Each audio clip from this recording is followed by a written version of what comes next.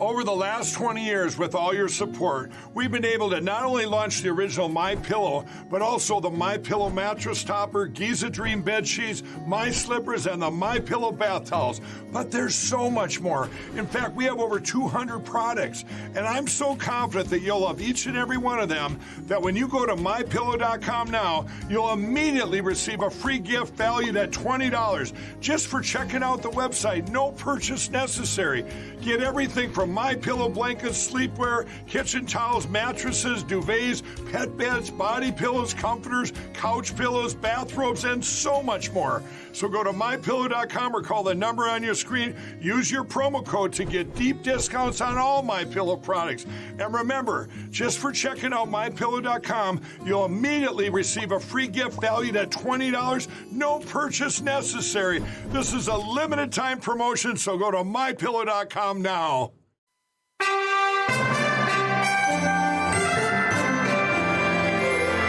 From the heart of our nation's capital, here's Family Research Council President Tony Perkins. Welcome. Thanks for being a part of the Washington Watch team. Well, coming up on this Tuesday edition, House Republican leaders are trying again to find a way forward to keep government operating while at the same time securing the southern border and cutting the government's deficit spending. So tonight we're back in session. We will vote on a rule to bring up 4 more appropriation bills. That'll be a total of 5 more than the Senate has been able to pass. In that, if we get through these next 4, that would be 72% of all the discretionary spending. I would also this week put on the floor a continuing resolution that secures our border. If the House succeeds, the question is, will the Senate and the president go along, or will Democrats shut the government down? We'll get the latest on the negotiations from Virginia Congressman Bob Good. And as we discussed yesterday, the situation at the southern border is out of control. How sustainable is this, your ability to respond to this amount of people at the border? This isn't sustainable. This is up and down the system. Everybody is overwhelmed. That was U.S. Border Patrol Chief Jason Owens' interview with ABC News correspondent Matt Rivers. Now, Customs and Border Protection announced late last Friday that roughly 232,000 migrants crossed the border in August. Now, that's a record for the calendar year and an increase of more than 20% over the month of July. So a key provision of any temporary government funding bill would include GOP border priorities. We're going to explore what those priorities are and why they're needed. And Missouri Attorney General Andrew Bailey is going on the offense in defending children from trans activists who are pushing experimental drugs and surgeries. Last Friday, General Bailey filed a lawsuit against the St. Louis clinic for conducting transgender surgeries and treatments with, quote, no documented adequate comprehensive mental health assessments, end quote. That is a violation of state law. General Bailey joins us later here on Washington Watch. We're also going to take a closer look at President Biden's latest attack on the Second Amendment. He tapped Vice President Harris to lead the first ever White House Office of Gun Violence Prevention. Now, Vice President Harris had this to say at the Rose Garden event on Friday after the new office was announced. With this new office, we will use the full power of the federal government to strengthen the coalition of survivors and advocates and students and teachers and elected leaders to save lives and fight for the right of all people to be safe from fear and to be able to live a life where they understand that they are supported in that desire and that right.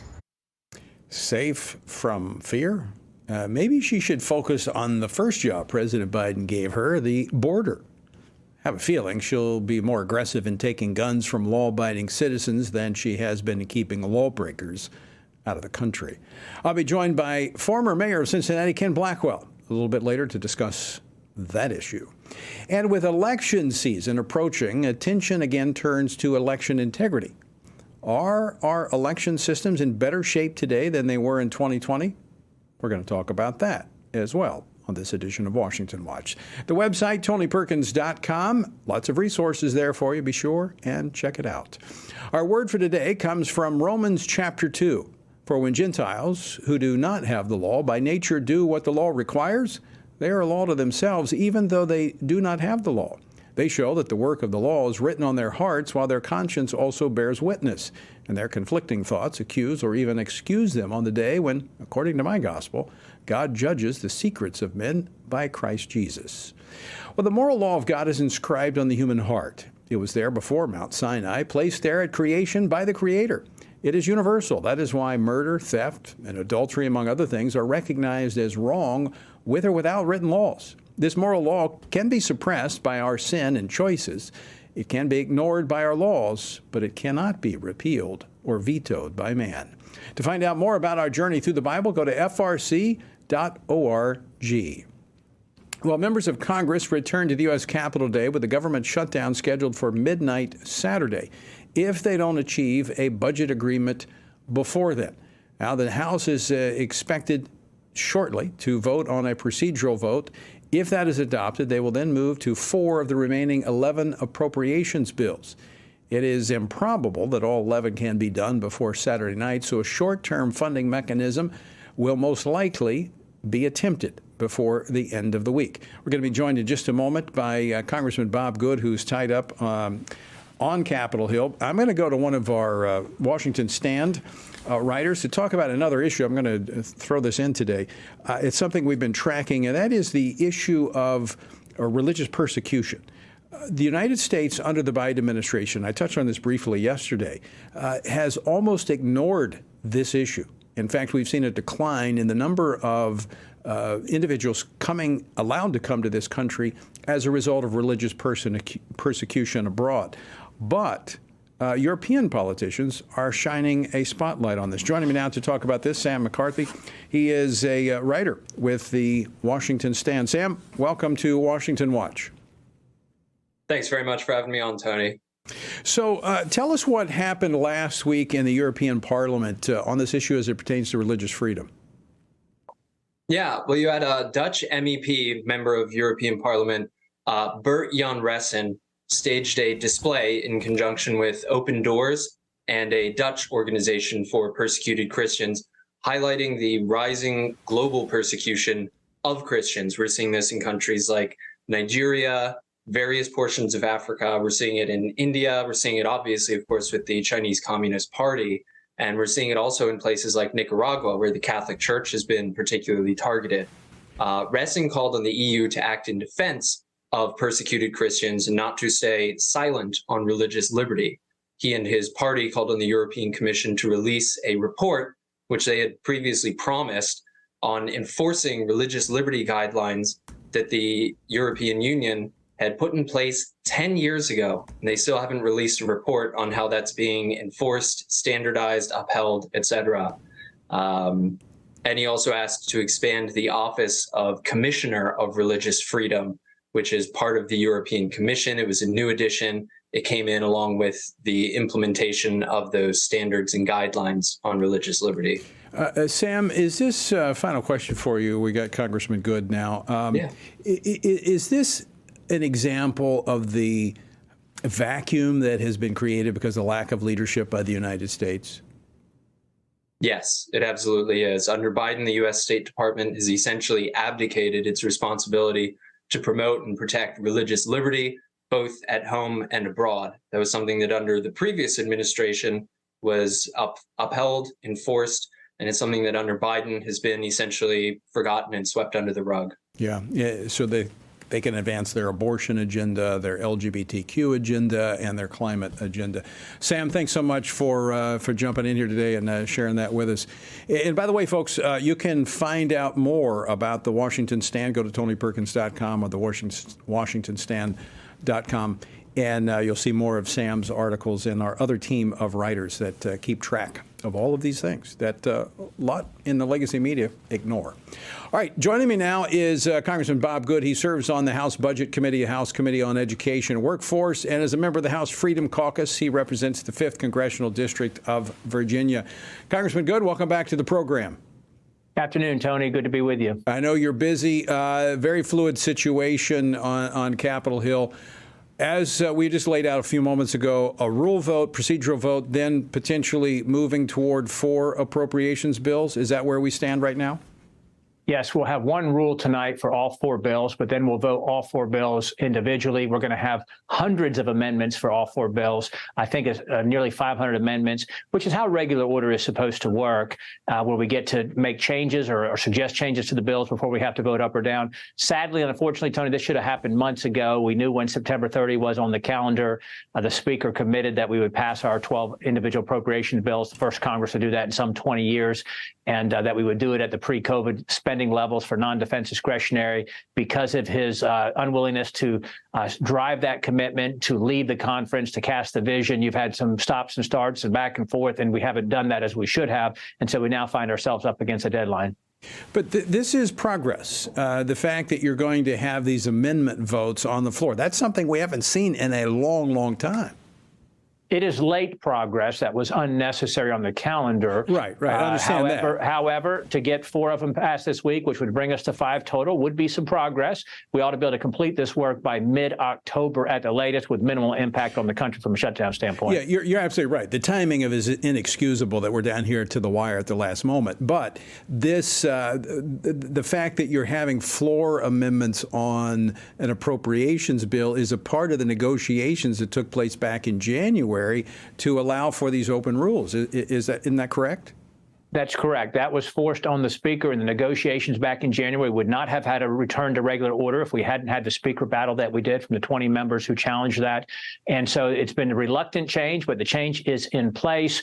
But we shouldn't be up on the deadline to September 30. We shouldn't be here now 4 days out and doing it. But it is progress. Agreed with that. But sometimes progress comes painfully. So let's talk about, is there a way forward? Do we see consensus beginning to build?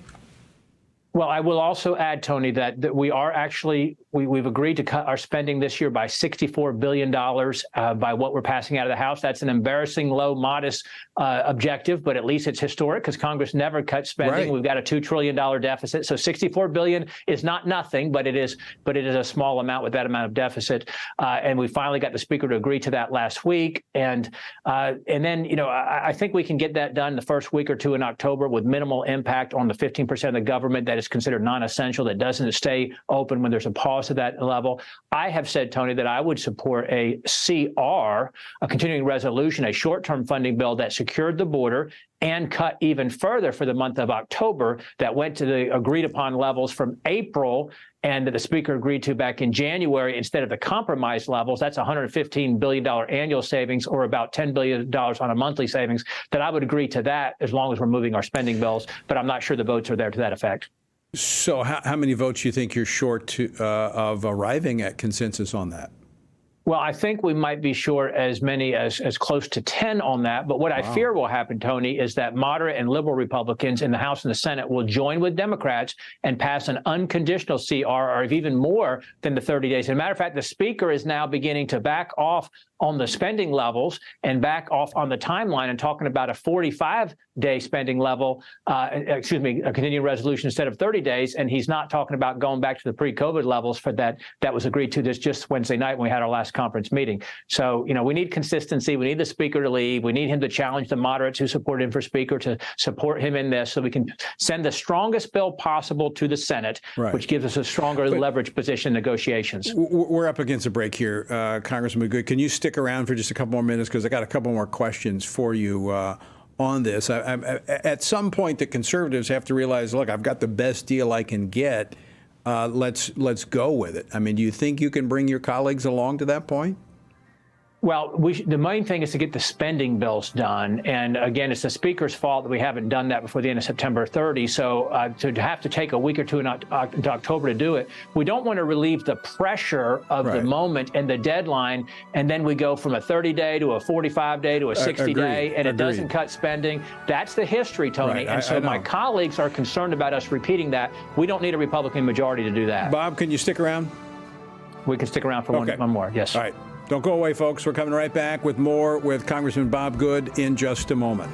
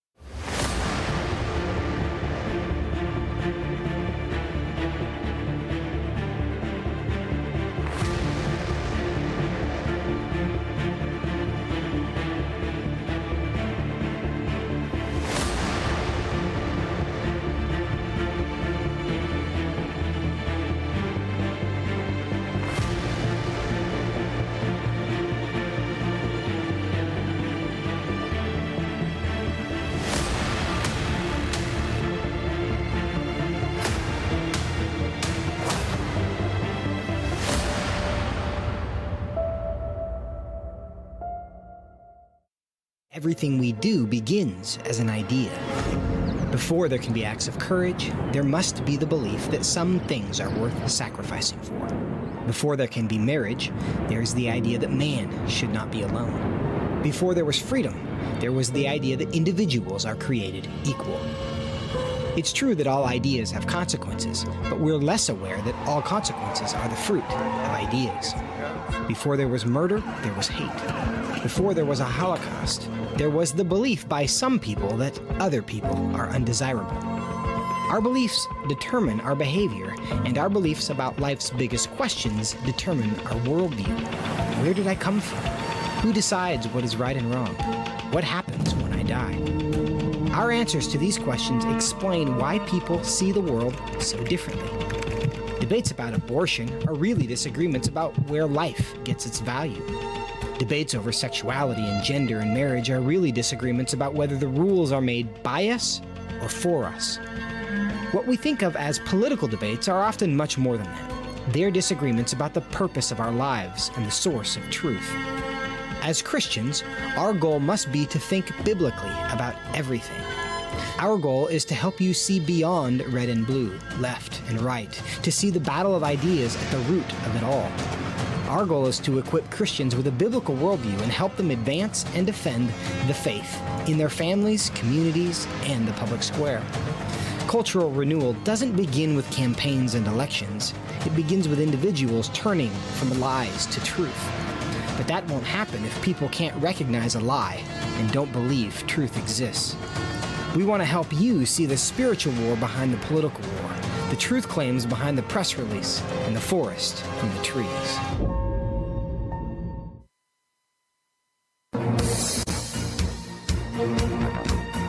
Welcome back to Washington Watch. I'm Tony Perkins, your host. Good to have you with us on this Tuesday. The website, tonyperkins.com. All right, a part of the continuing resolution discussion is to attach to that provisions that the Republicans had put forward on the border, protecting the border. We were talking about this yesterday, mentioned at the top of the program. The situation at the southern border is simply out of control.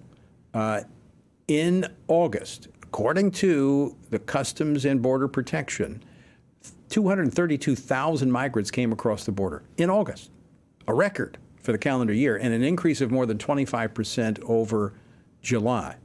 Now, what is contained within these provisions that would be attached to a temporary government funding bill, and why are they needed?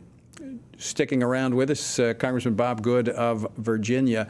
All right, Bob. Let me just ask you this: I think this is needed. I mean, we're seeing the media is actually starting to finally report the crisis at the border.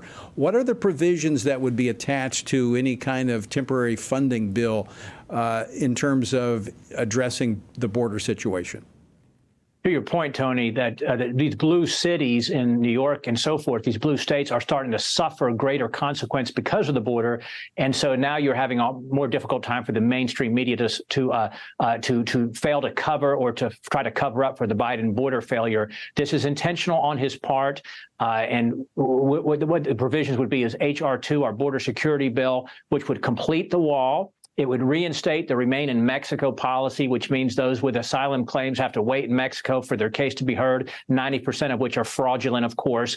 And, if Mexico knows they're going to have to keep these illegal aliens in their country until their asylum claim is heard, then Mexico all of a sudden gets serious about their own southern border rather than holding these individuals in their country. And folks learn that the jig is up and they stop coming in the mass numbers. It also reinstates a detain or return policy, meaning individuals have to be detained at the border or return to their home country. There's no more catch and release into the interior of the country at taxpayer expense. So those kind of basic provisions that we're working on the Trump administration would be included in the continuing resolution that I have agreed to and that Speaker McCarthy at least spoke to back Wednesday night when we had our last conference meeting. Those are not theoretical policy provisions. They actually worked during the Trump administration. So it's just, and we've seen this escalation of border crossings and crime. And I do think you're absolutely right. What has brought this before the legacy media are the blue state and blue city mayors that are screaming. I find it a little comical. These sanctuary cities are screaming now that people actually took them up on their virtue signaling of being sanctuary cities. To your point, it was theoretical before, and now it's reality. And they're getting just a little taste of what the border states and border communities are suffering under. And their own citizens are rising up and saying, you can't continue to do this. You're not taking care of our own citizens in need, legal Americans who are here, obviously, and our citizens. And yet we're going to be spending $150 billion a year currently on our immigration, our illegal immigration to this country, with no end in sight by this administration. So those provisions, they get onto a temporary funding bill, 30 days, also cuts spending, as you talked about. Does the Democrat-controlled Senate and the White House agree to it, or did they shut down government over it? Well, great question. But the House is responsible, as you know, for what we do. And that's why we should pass the strongest funding bill. We should have passed the amount that we agreed to back in January and in April that all Republicans voted for to strengthen our negotiating hand and end with the border security here, because you know that anything that comes back from the Senate is going to be worse. They're not going to try to make anything better. They want to spend more money than Senate Democrats don't want to secure the border, of course. And then you end up into a conference committee where you negotiate something that, maybe we can vote for, maybe we cannot. What's the best we can do? So you've got to have a good bill to start with, good policy to start with. You got to be strong and resolved in your negotiating skills. And for once, let's have Republicans win in the negotiations instead of Democrats, as always happens. I agree. You should never go into the negotiations waving a white flag, which is what historically Republicans... Or passing what we think the Democrats in the Senate and the White House will agree to. That would be terrible if we do that out of the House. I agree 100%. Congressman Bob Good, always great to see you. Thanks so much for joining us today and for fighting for those conservative principles on Capitol Hill. Thank you, Tony. Great to be with you. And folks, you need to weigh in on this. I do think that the conservatives are driving a good deal by cutting spending, attaching these provisions to any kind of temporary funding bill. And so I would encourage you to call your member of Congress and your senators. The switchboard, 202-224-3121, 202-224-3121. All right, I've covered on Washington Watch several times. Missouri is one of 20 states with legislation to protect minors from permanent, irreversible gender procedures. Now, this is something that the Family Research Council got behind a few years ago. First state, Arkansas, being one of the ones to adopt it. Now these have spread across the country. Well, despite these laws, which a federal court recently upheld, a Missouri health care provider continued providing these medical interventions without conducting the mental health assessments required by the state law there in Missouri. They're now subject to a lawsuit that seeks full restitution for the victims, civil penalties for each violation, and an injunction to halt further such violations. Joining me now to discuss this is Missouri Attorney General Andrew Bailey. General Bailey, welcome back to the program. Thank you for having me on. All right, I'm just going to give you a warning up front. We only got about 30 seconds left, and we're going to come back in the next segment. But you are going on the offense here. Why? Well, it's important to continue to fight to protect children. In this instance, you're right. These kids are victims of a system. They were defrauded. They were told they were getting health care, and yet were deprived of necessary mental health assessments and evaluations and mental health services that the defendant's own experts acknowledged they needed. And so that's why it's so important to continue to fight to press the suit forward to hold wrongdoers accountable. Well, I'll just say this before we go to the break, General Bailey. Having authored and passed a number of pieces of legislation, including one of the nation's first abortion clinic regulation acts. Passing the law is just not even half of the process. It actually is the enforcement that matters. And having an attorney general like you enforcing these laws makes all the difference in the world. We're going to talk about the lawsuit and the ACLU and Lambda Legal criticizing you after we come back from this break. Folks, again, the Capitol switchboard number 202-224-3121. It's a busy day here in Washington, D.C., very fluid, as you can tell by the program. But stick with us. We're going to come back and continue our conversation with the Attorney General of Missouri, Andrew Bailey, who is aggressively fighting to protect children in his state. It's encouraging. Don't go away. We're back with more after this.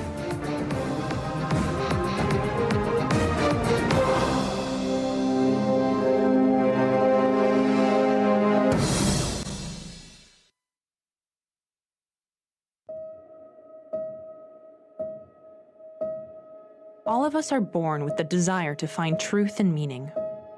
Where did I come from? What happens when I die? While our answers to these questions may divide us, we are united in our need for the freedom to answer life's biggest questions and make life's biggest decisions for ourselves. That's why religious freedom matters for everyone. Religious freedom matters because the powerful have long wanted to control those who are less powerful. Religious freedom matters because the freedom of those who are different is often threatened by those who believe different is dangerous. Leah Sheribu, a Christian teenager in Nigeria, remains a captive of Boko Haram for her refusal to renounce her Christian faith. Chinese pastor Wang Yi is serving a 9-year sentence for speaking publicly against the Chinese government. All of this because people in power decided different is dangerous. At the Center for Religious Liberty at Family Research Council, we promote religious freedom for everyone because the only alternative is religious freedom for no one. We encourage Americans and the American government to engage and advocate for the persecuted, and they do. We work every day to bring good news to the afflicted, to proclaim liberty to captives and freedom to prisoners. We do it because that's what Jesus does. We work to give freedom to others because we ourselves have been set free.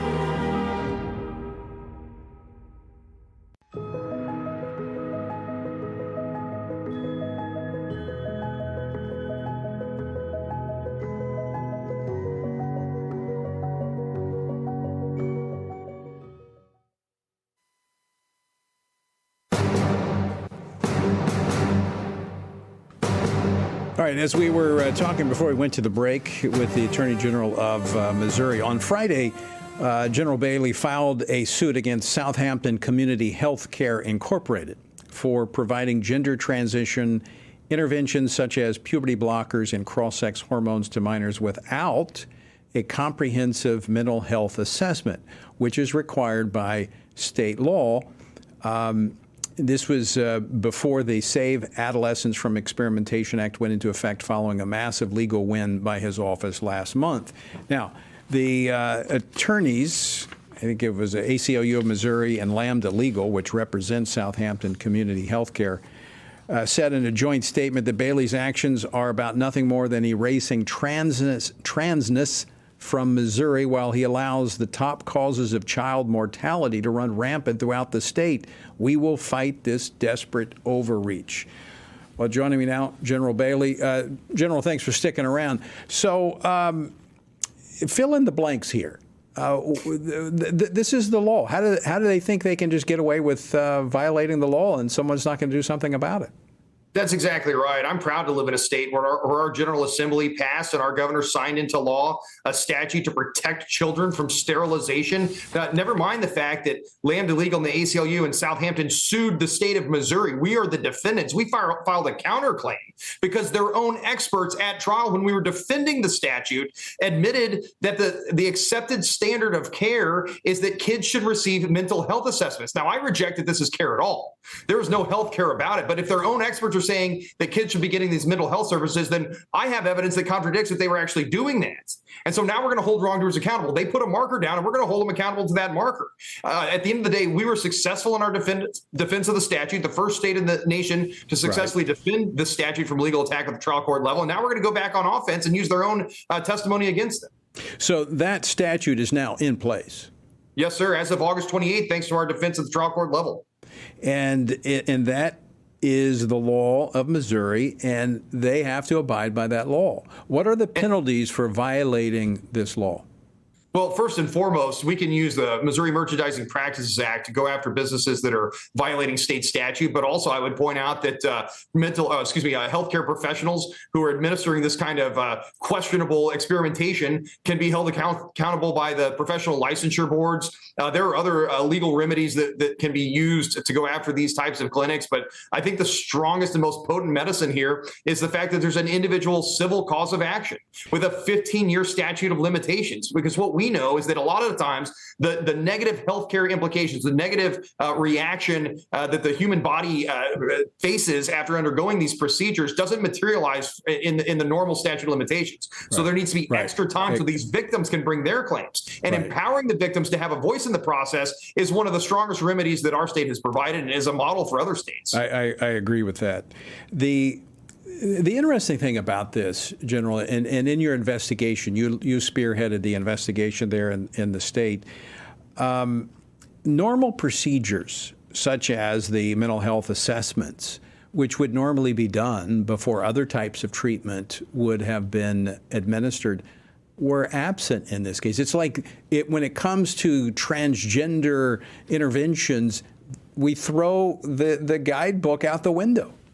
Yeah, they broke all the rules in their race to sterilize children and break up families and harm kids. And that's why we're fighting so hard against this. You're absolutely right. Our expert at trial questioned that very same thing, said, why is it that in no other situation in which you have a diagnosable mental health condition would you ever race to hormonal treatments, especially when there's no science or medicine to prove that those are safe or effective? And yet that's exactly what we do in this instance. But again, the plaintiffs, ACLU and Lambda Legal, it was their experts who opined and testified that there should have been mental health assessments. Well, the evidence that we have is that these clinics were not providing those mental health assessments. They didn't live up to their own standards. What else did you uncover in your investigation of the way these clinics that are operating when it comes to these interventions that they're taking on transgenderism that were outside the norm of medical practices? Well, a few other frightening details that we uncovered were, number one, that oftentimes the parents weren't actually given informed consent. It was nothing short of coercion. That the evidence we have is that some of the patients, the clinics would target the parent most likely to acquiesce to demands for consent, and that they were told things like, do you want a live son or a dead daughter? And that therefore the clinic was injecting a suicidal ideation into a conversation that didn't exist before. That's not helping children with mental health conditions. That's making it worse. And again, that is doesn't meet the legal definition of informed consent. That's coercion. And that's why the evidence that we've uncovered is so frightening, and why it's so important to continue on the offense to uncover the wrongdoing and hold wrongdoers accountable. Well, I appreciate, General, you setting an example for other states, Missouri, and in many ways leading the country on this issue, and very grateful for your work in protecting children and the rights of parents not to be coerced, to be forced into allowing their children to be experimented on. Always great to see you, General. Thank you, sir. All the best to you. Thank you. General Andrew Bailey of Missouri. You know, it is encouraging to see the progress that's being made there in Missouri. As he said, their SAFE Act litigated successfully in place. Other states still litigating. For instance, Arkansas, the first one that was actually passed, is still being litigated. But you have to have elected officials willing to enforce the law, and that's where attorney generals come in. They are so important. So grateful for General Bailey. All right, when we come back, we're going to take a look at President Biden, his latest attack on the Second Amendment with his gun grab. He has made the vice president, Kamala Harris, I guess she's going to be the gun czar now. Who knows? Ken Blackwell joins me here in studio. After the break, don't go away. More Washington Watch straight ahead.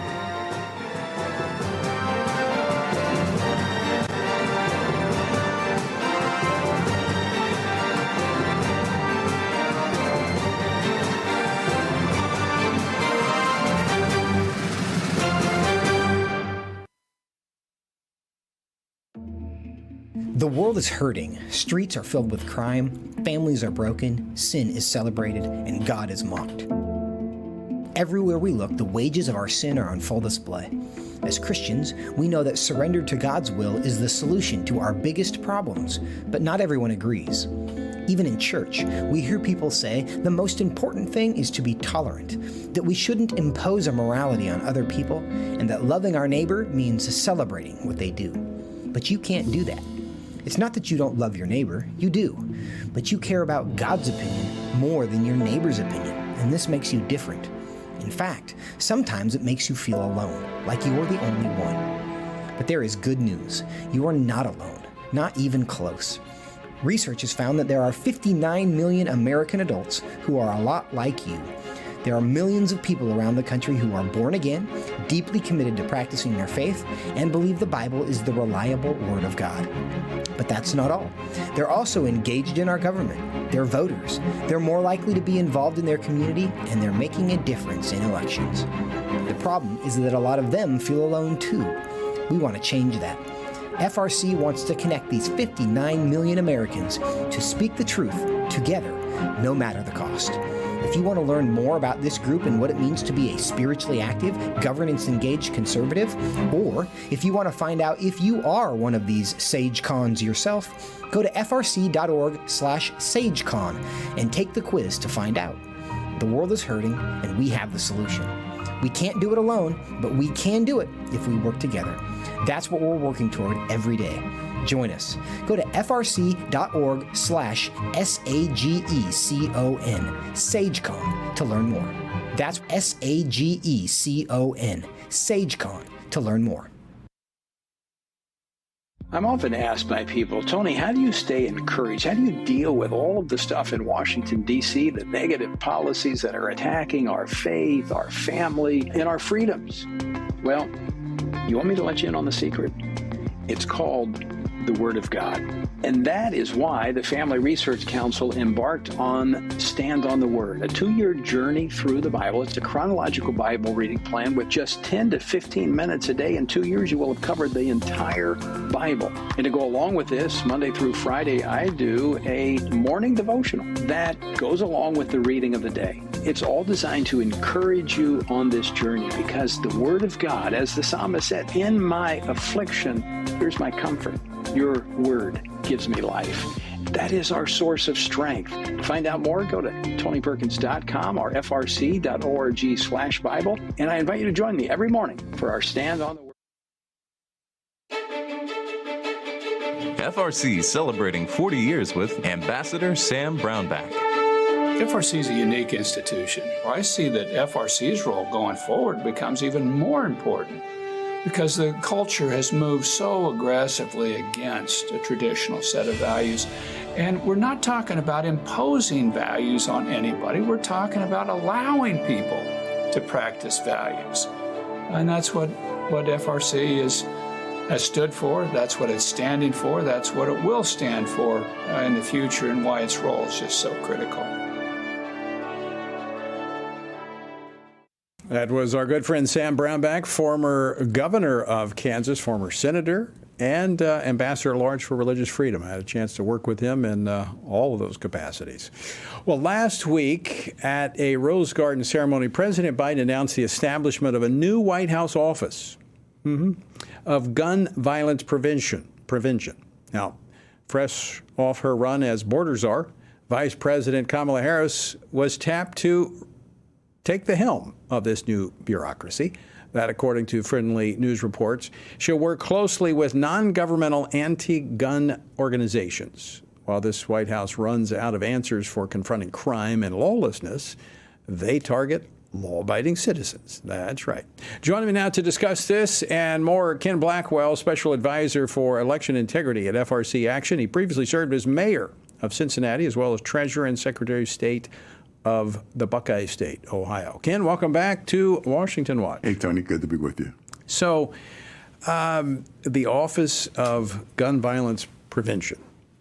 I mean, if she does anything like she did in the border, we don't have anything to worry about. But I have a feeling she's going to be more focused on taking guns away from law-abiding citizens than keeping lawbreakers from coming into the country. Just as this administration has attacked the First Amendment, it's getting ready to attack the Second Amendment. And Tony, you as a former police officer, you know this. In our major urban cities across this country, police response time has gone sky high. Yeah. And as a consequence, when you have an administration talking about taking guns from law-abiding citizens and at the same time not doing anything to seal our border and having guns come across, illegal guns come across and find their way into the hands of criminals, what they have done is, in fact, put a target on community safety, neighborhood safety across the country. Right. And government's first responsibility is to provide a safe environment for its citizens. And you don't make them safe by disarming them. Absolutely not. I was looking at, you mentioned the border and crime. I was looking at some reports.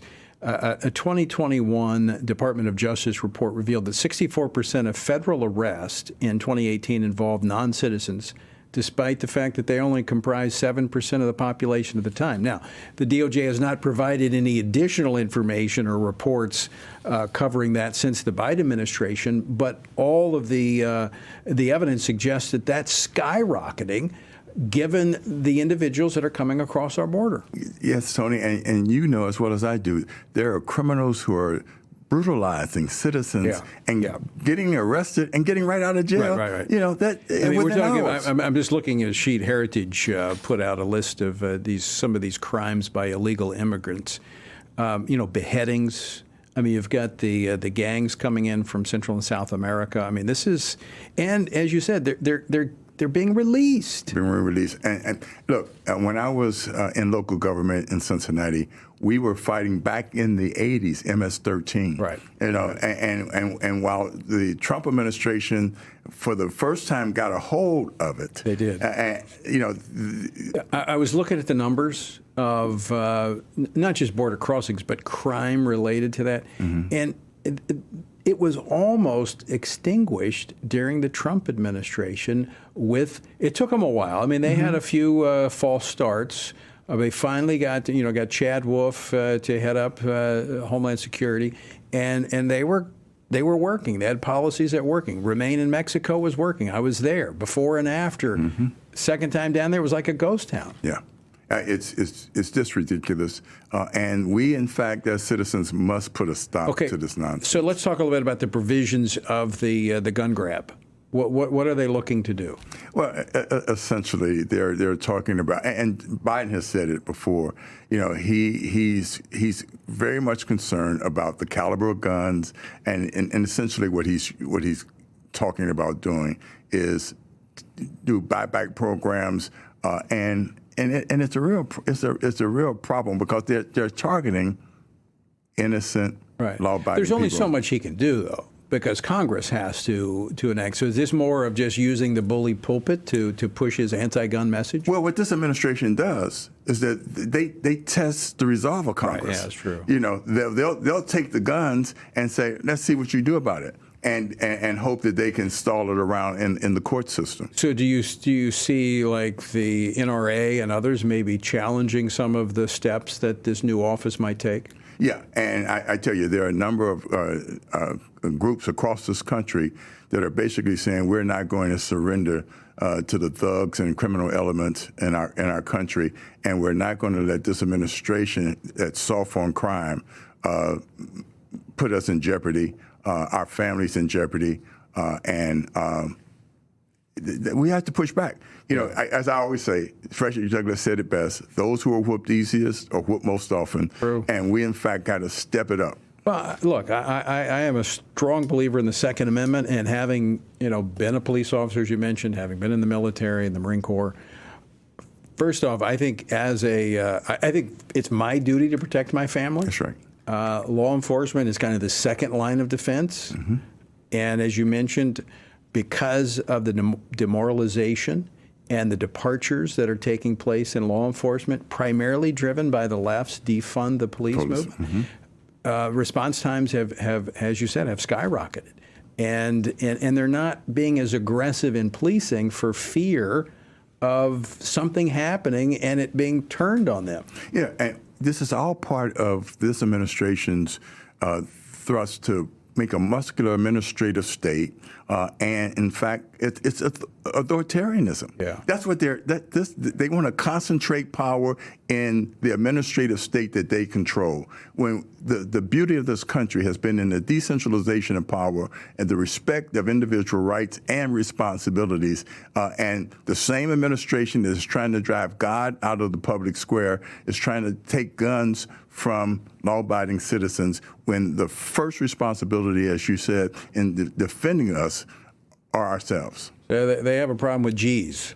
God, guns, and girls. They're trying to eliminate girls, too, with all this trans agenda. All right, let's transition here to the issue of elections, because this ties right into it. The way we solve this is elections. Going back to 2020, a lot of concerns about the integrity of our election system. Systems, I should say, because every state has a different one. It's just the way we want it. We don't want a universal system that can be corrupted and manipulated. So where do we stand going into another major election, presidential election? Have we seen work done that restores integrity in our election systems? Yeah, Tony, this is where I say it's very basic. If you're not in the room, you're not in the game, which means that we as individual citizens have to engage. And so we have to recruit folks at the precinct level.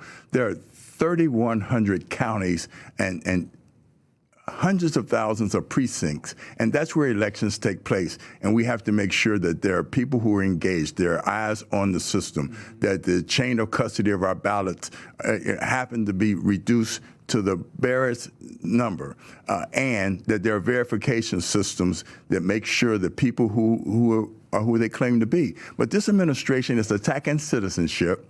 They, in fact, are creating, like in New York and Pennsylvania, automatic voter registration where, in fact, they take away the freedom of people to make a choice as to whether or not they want to be registered. Now, we encourage people to get registered, but one of the one of the problems with the automatic registration is if someone really doesn't want to vote, but it allows for someone to vote illegally for them. Oh, absolutely. And again, they are giving these illegals driver's license. Right. You know, there's really relaxed verification in some jurisdictions. So an illegal can, in fact, be encouraged to vote, even though they're not a citizen. It's a part of a destruction of citizenship, and we have to push back, neighbor to neighbor, church member to church member, family member to family member. So we have to engage. We're going to talk about some of the specific provisions that have been made in some of the states, but you mentioned New York. I want to play a clip from the governor of New York, Kathy Hochul.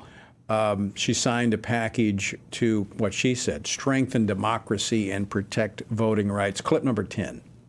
29 states have already passed over 100 voter suppression laws. They're not doing what we would do here in New York, which is expand and bring more people to the process and empower them. They're stripping away these rights. They're doing the exact opposite of what needs to happen. Well, I tell you, we live in two worlds. We do. I mean, she's talking about, as you said, they're allowing non-citizens to vote. Look, right in New York, it's New York City, there's litigation now because what they've basically said is that non-citizens can vote in municipal elections. If in fact they vote in municipal elections and they show how are you gonna keep them from the It's a destruction of citizenship. Right. But I want to go to what she's saying. 29 states have, in her words, using her words, voter suppression. Let me interpret that for you. That is, they have returned integrity to their election system. Oh, absolutely. So that's why I want to focus on, because a lot of folks out there can, and you hear it, because you're actually spearheading a coalition of organizations working on election integrity. People are saying, I don't know if my vote counts. There's still problems. I mean, you just saw one of the problems right there from New York. But state legislatures have been responding and have been kind of plugging the gaps that were exposed in that very unique perfect storm in 2020 with COVID and the presidential election. Yeah, we have made progress. In 2020, there were a lot of polling places uncovered. This coalition that you talk about, that I'm engaged in, we go out, we recruit citizens at the precinct level, we train them, working through their local non-governmental organizations and their parties, and we in fact put eyeballs on the system. We make sure that the system is transparent. and people are engaged. So the laws only work if you've got people there that make sure they're enforced. That's right. So we've got reforms that have taken place, but that does not excuse John Q. citizen from being involved, to being a poll watcher, and keeping their eyes on what's unfolding. You're absolutely right, Tony. As I crisscross the country, we have to realize that in 2020, I'll just use 3 states, Georgia, Wisconsin, and Arizona. The election was determined by less than 100,000 votes in those 3 states, which in fact gave Biden, a electoral college win. So things are within the margin of litigation and close. And so we have to be involved, and we have to be involved. We have to vote. We have to vote too. We have to vote. Yeah, I mean, we are in such a narrowly divided country.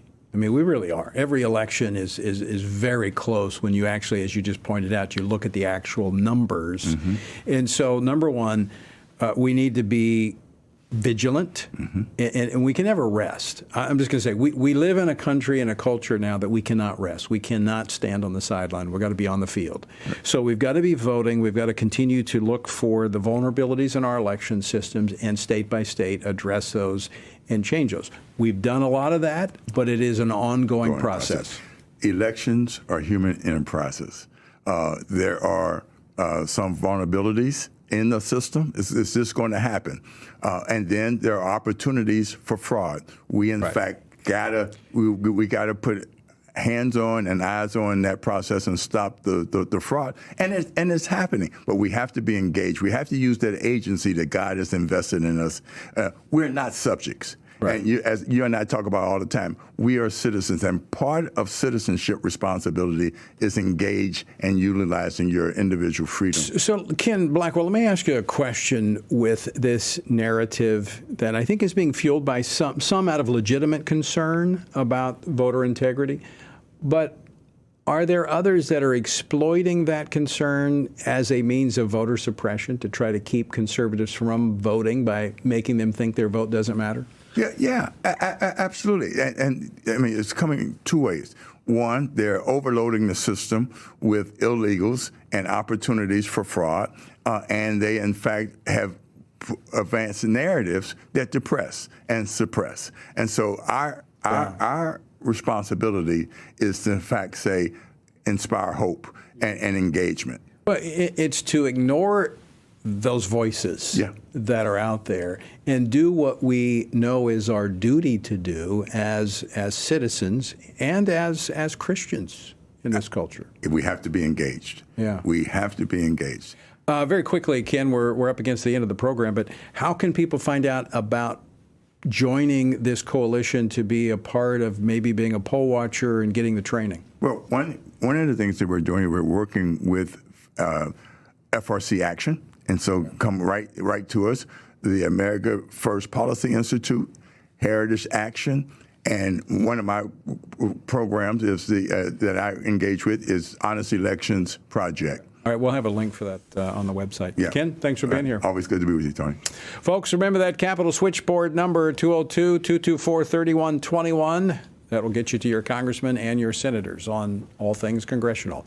Thanks so much for joining us. Until next time, I leave you with the encouraging words of the Apostle Paul, found in Ephesians 6, where he says, when you've done everything you can do, when you've prayed, when you've prepared, and when you've taken your stand, by all means, keep standing. Washington Watch with Tony Perkins is brought to you by Family Research Council and is entirely listener-supported. Portions of the show discussing candidates are brought to you by Family Research Council Action. For more information on anything you've heard today, or to find out how you can partner with us in our ongoing efforts to promote faith, family, and freedom, visit TonyPerkins.com.